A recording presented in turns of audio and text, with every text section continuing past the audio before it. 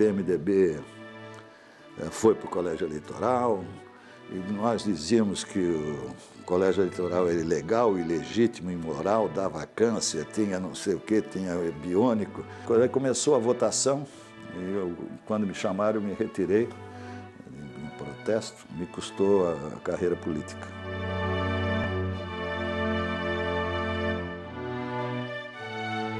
Na minha mocidade, eu passei na Laguna, na Praia do Mar Grosso, sou comedor de siri, né, e sou do Bola Preta. O que é o Bola Preta? Os dois clubes tradicionais lá, os dois mais... Era o Clube do Congresso e o Clube Blondin, dois mais sociais. E os blocos de carnaval, Bola Branca e Bola Preta. Eu era de Bola Preta e as minhas saudades da Laguna são muitas. Seus pais são de Laguna? Eles são de foram Laguna. para Minha lá? mãe é Séries Batista da Silva e Tupi Barreto. Tive um tio, uma figura admirável, JJ Barreto.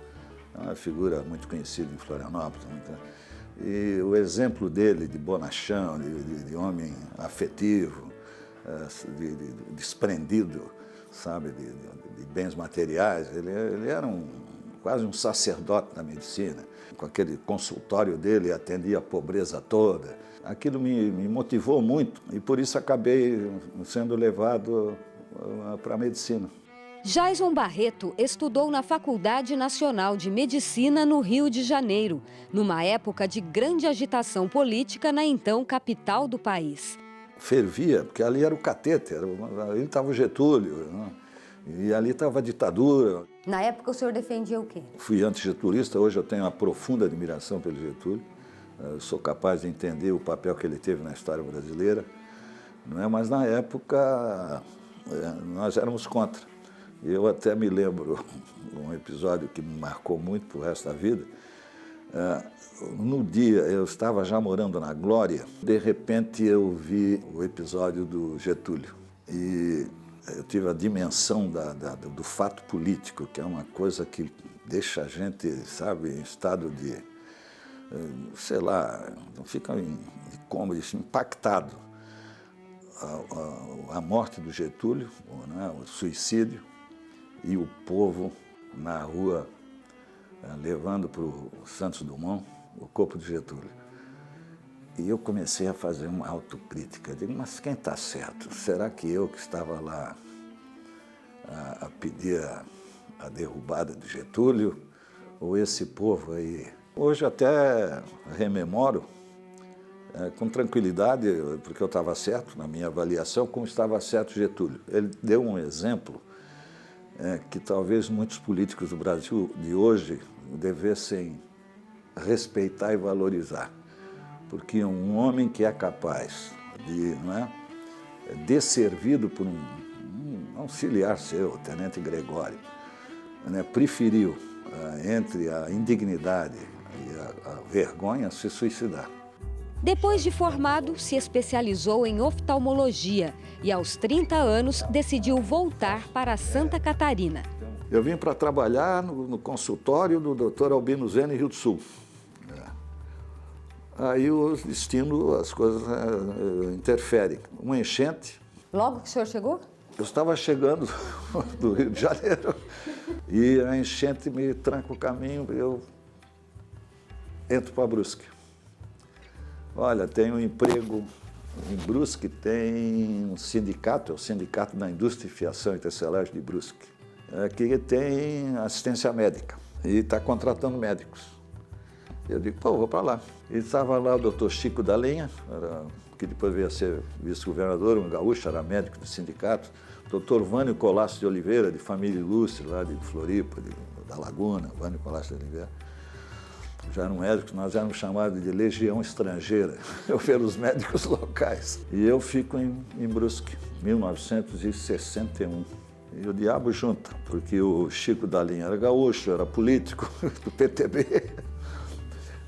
E eu acabei ficando lá, fiz a minha clientela, casei lá. Casei com quem o senhor casou? Com a família Renault, lá, Astrid Renault, luterana.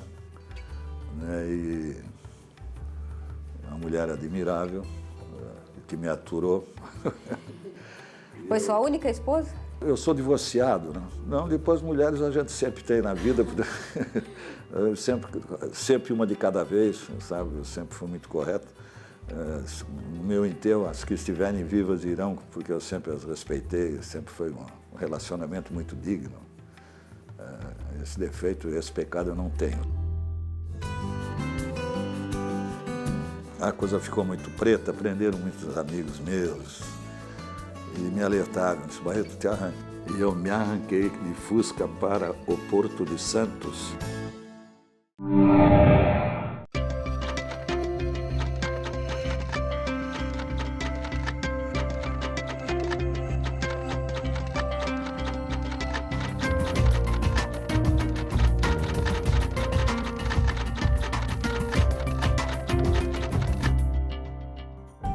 Em Brusque, Jaison Barreto acabou se envolvendo com a política local. Quando houve a disputa entre o DN e PSD, o PTB era sempre o fiel da balança. Nós resolvemos apoiar o Ivo Silveira contra o Condé Reis. E tanto é que o lançamento da campanha do Ivo Silveira foi lá na Praça Barão de Chimburco, lá em Brusque, com o Chico da Linha, vice-governador. E esse envolvimento da política me deixou marcado, a coisa ficou meio preta, porque ainda estavam já montando e pensando em golpe, coisas desse tipo.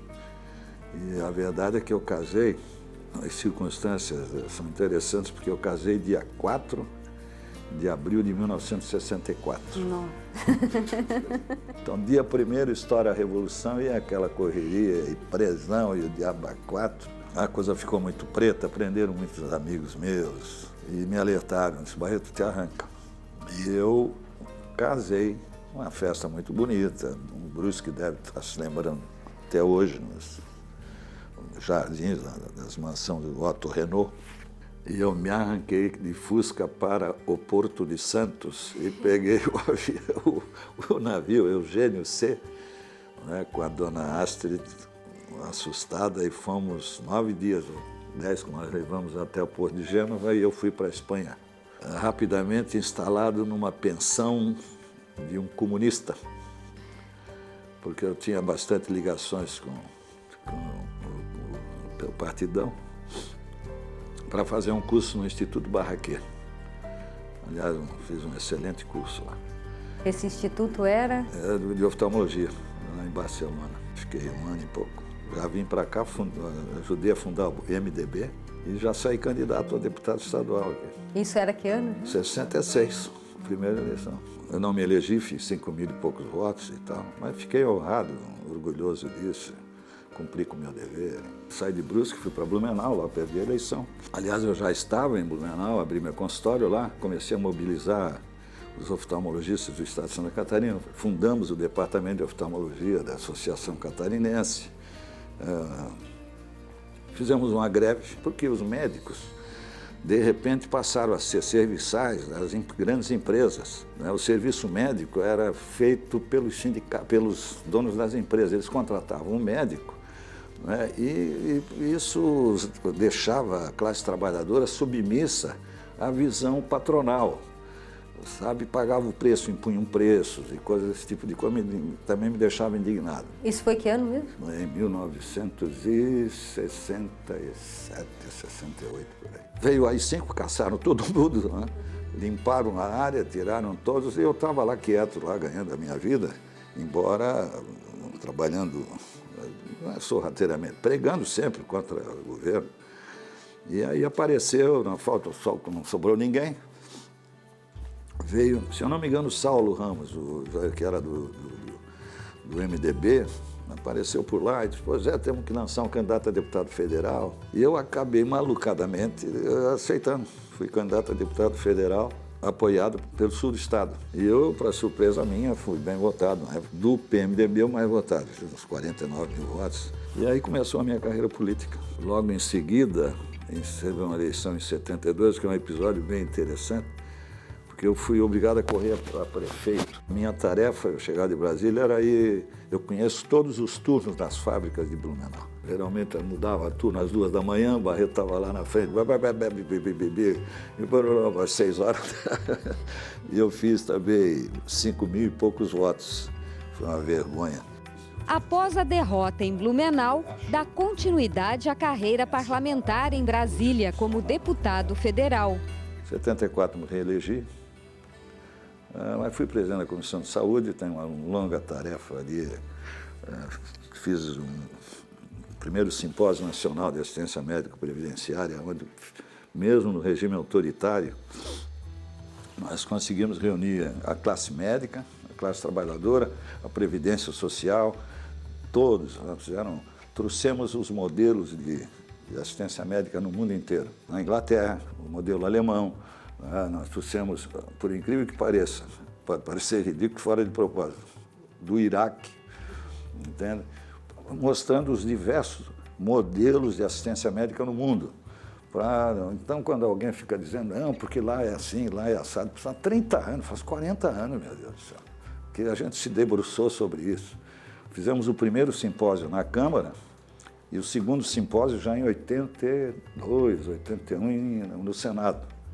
Também em cima, construindo uma assistência médica correta. Tanto é que surgiu o SUS, sabe, que é inegavelmente um sistema correto, só que abandonado, mal financiado, mal dirigido. Nessa área médica aí enfrentei de maneira bem contundente, que me custou muito caro.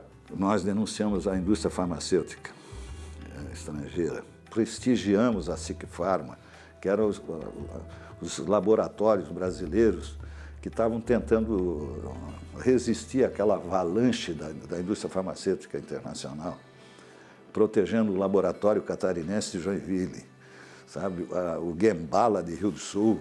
Eles nunca permitiram o país a ter uma indústria farmacêutica nossa. E é uma questão de segurança nacional. Não adianta ter submarino, avião e coisas se não tem nem remédio. É uma semana, acaba. O país se dobra. Jaison Barreto se elegeu senador da República em 1978 e ficou no cargo até 1986. Eu fui presidente da Comissão de Saúde lá também. Fiz a CPI da Previdência, CPI feita contra o governo, sabe como é? Mas nós conseguimos pelo menos chamar a atenção, né, dos desacertos, da roubalheira e das coisas que se praticavam contra a classe trabalhadora. 1982, o então senador Jaison Barreto se tornou um dos principais personagens da primeira eleição direta para o governo de Santa Catarina desde a vitória de Ivo Silveira em 1965. Houve uma polarização entre o PDS de Esperidião Amin e o PMDB de Jaison. Juntos, os dois conquistaram 99% dos votos. Amin foi declarado eleito, mas Jaison garante que foi roubado, justamente nas urnas da terra natal em Laguna. O ex-senador atribui a derrota a uma manipulação na contagem dos votos, que teria sido promovida pela ditadura militar. Eu sei que o Córdoba, o Esperidião foi o beneficiário, essas coisas todas.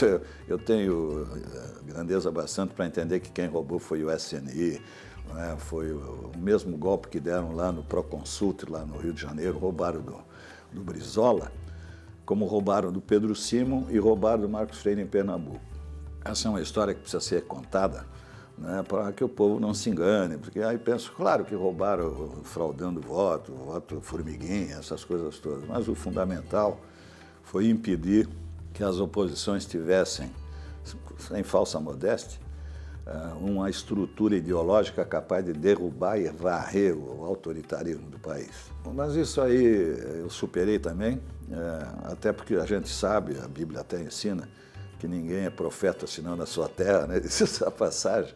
E eu absorvi bem, não tenho mágoas da gente lagunense, que eu admiro, que eu respeito, e que infelizmente foi usada para uma tentativa de me magoar. De repente eu me emociono e estou como estou agora. Bom, só com lágrimas, isso é bom. Eu não perdi a capacidade de ficar emocionado.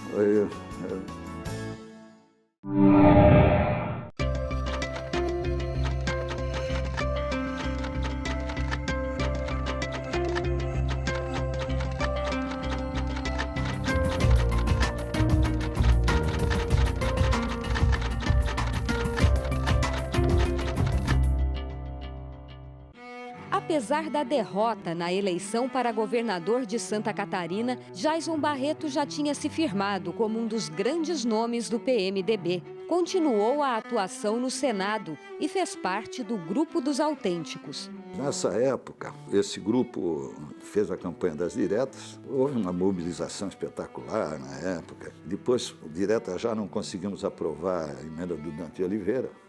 E depois eu tenho um documento com a assinatura de boa parte de pessoas que estão por aí ainda, só diretas, o movimento só diretas, para fechar a porta para os caras, e não houve jeito, sabe? O PMDB foi para o colégio eleitoral, e nós dizíamos que o colégio eleitoral era ilegal, ilegítimo, imoral, dava câncer, tinha não sei o quê, tinha biônico. É um fato, no meu entender, mais deseducador da história brasileira dos últimos tempos. Apesar das críticas, fez parte do colégio eleitoral que elegeu, de forma indireta, Tancredo Neves como presidente da República em 1985. Quando começou a votação, quando me chamaram, eu me retirei em protesto, me custou a carreira política. Porque se ajoelharam, vai ser ministro da Saúde, então, papai. Eu digo, não, mas eu não posso, não vou, eu sou burro empacado. E simplesmente fui expulso praticamente do PMDB. E aí fui para o Brizola, que já estava articulado para a possibilidade dele ser candidato a presidente da República. Né? Teve um episódio do Ulisses me ligar às 4 horas da tarde, 5. Ô, Barreto, precisamos da tua presença aqui no gabinete. Eu digo, é que é, presidente? Ele disse, não, é porque o Jean Sarney vai assinar a ficha do PMDB. Me deu um engasgo. Eu nunca mais me esqueci do episódio. Eu digo, deve ser alguma brincadeira de mau gosto, mas e é a voz do Ulisses, é inconfundível. Eu digo, presidente, não me peça isso, pelo amor de Deus. E veio a Constituinte e tal. Eu fui candidato ao PDT, pelo PDT, e fui o mais votado do PDT, mas o PDT não fez legenda. Aí eu não me elegi para a Constituinte, aí caí na real, fui tratar da vida. Continuou atuando como médico? Eu fui médico até mais algum tempo como deputado, mas era incompatível os meus horários. Sabe, médico, eu era cirurgião também, eu operava catarata, essa coisa toda, não podia... No início deu para entregar para o médico, amigo, mas depois as duas coisas, para quem quer trabalhar, como político, não dá para conciliar, né? No PDT ficou pouco tempo. Fui praticamente expulso também do PDT. Esse perigoso do Manuel Dias, tem nome, né? Autor do crime. Logo após a fundação do PSDB, Jaison se filia ao novo partido. Houve um deslocamento do PMDB para o PSDB. E aí, Fernando Henrique, esse pessoal todo aí que tinha mantido contatos, foi Franco Montoro, a turma toda do PSDB. Eu entrei no PSDB. E também fiz, mas não mais como filiado, né? E também a minha permanência foi curta, porque o PSDB acabou sendo entregue para um pessoal que eu considero de terceira categoria. Cansado da política e já sem disposição para exercer a medicina, Jaison decide investir num posto de gasolina em Balneário Camboriú, para onde se mudou em 1976 e vive até hoje. Fiz esse alto posto Terceira Avenida, que foi também, agora dei para contar a vantagem, o primeiro posto de atendimento 24 horas aqui em Balneário Camboriú e com nota fiscal eletrônica. Arranjei um bocado de inimigo aqui. A inflação era um filme de terror. Era uma coisa terrível. Sabe? Tinha dias que aumentaram 80% o preço da gasolina de um dia para o outro. A sede da ESSO, naquela época não tinha e-mail nem coisa disso, era por fax. E eles não me entregavam material. Então, quando anunciavam que ia aumentar a gasolina, geralmente no Repórter Esso, eu tinha que chamar a polícia e a Terceira Avenida ficava a fila lá, porque todos os outros postos fechavam, lógico. e o meu era obrigado a permanecer aberto. Então eu me sangrava toda vez. Enquanto eles se capitalizavam, porque tinham comprado a tanto e passava a valer tanto no dia seguinte, eu ficava patinando. Foi a minha experiência administrativa. Aguentei o tranco aí, também tinha comprado os terrenos pelados, sem dinheiro. E acabei vendendo o posto, felizmente, e tal. E o senhor foi oftalmologista por muito tempo, ainda é, né? É a sua profissão, mas o senhor está tendo um problema de vista, isso é a ironia do destino? Pois é, eu não sei se é castigo, exatamente, eu sou agnóstico e tal, mas eu acho que cada um tem que pagar o seu preço, mas é estranhável, né? E qual é o problema que o senhor tem? Eu tenho os sacos lacrimais fechados, as vias lacrimais, então, no caso, até essas bolsas aqui, por exemplo, eles não têm coragem de mexer. Ela provoca uma eversão da pálpebra, né? Então a córnea fica seca. E como não tem as glândulas aí em volta dos cílios, ali onde ficam os cílios, não funcionam direito, eu preciso estar pingando colírio. Isso acabou ocasionando feridinhas na córnea, ulcerações na córnea, que ficaram com nuvens, com nubéculas, com cicatrizes. Então eu praticamente com esse olho só vejo vultos aqui da mão e tal. Com essa aqui, eu já vejo melhor. E o senhor tem quantos % da visão hoje? Aqui é baixíssimo. Então, uma pessoa que gosta tanto de ler vem tendo problemas. Então, sempre por aí uma lupa. Então, eu vejo mais televisão, né? Não acesso à internet, fico com dificuldade.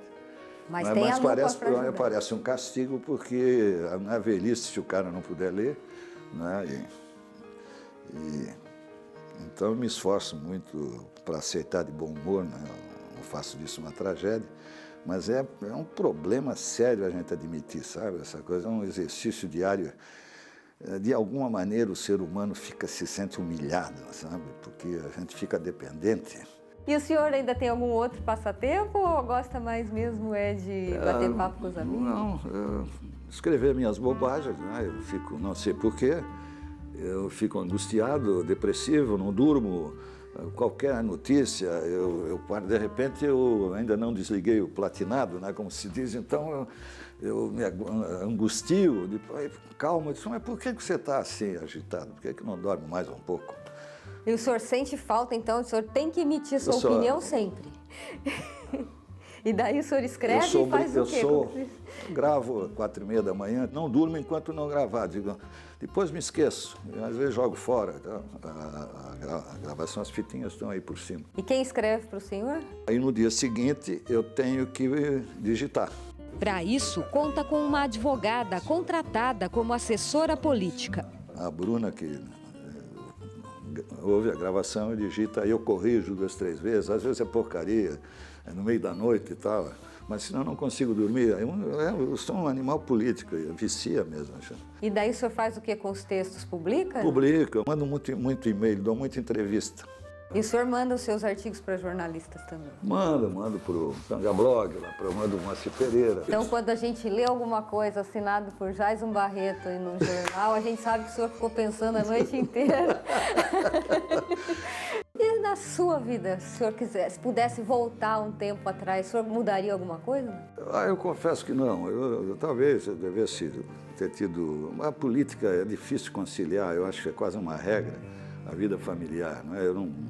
Eu tenho 2 netos, tenho um filho, um morreu num acidente de carro. Eu talvez devesse, não fui omisso, não, fui muito correto. Mas é difícil.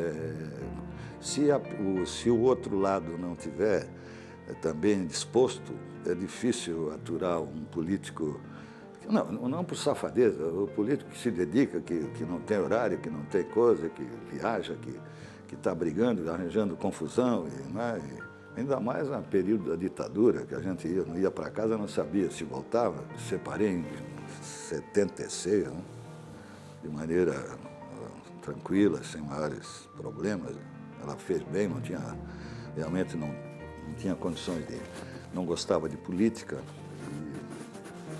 Então, estou divorciado desde aquela época. Para terminar, se alguém lhe perguntasse quem é Jaison Barreto, o senhor diria o quê? Eu sou um ser normal. Bom, me pintam de mal-humorado, de mal-criado, mas eu sou espontâneo, eu sou gente, eu choro, sabe? Eu fico ainda mais velho agora, eu tenho o olho seco e é inacreditável.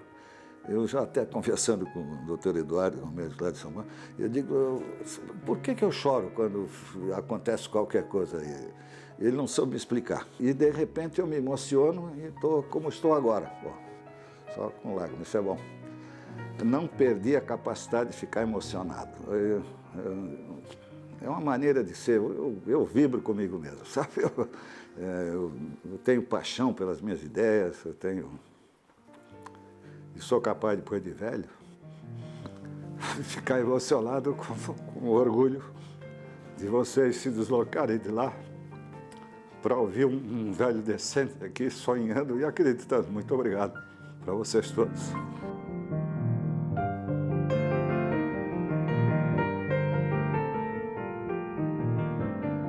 Tem gente que fica com medo, com meias palavras. O senhor não, né? O senhor fala o que tem que falar e acabou.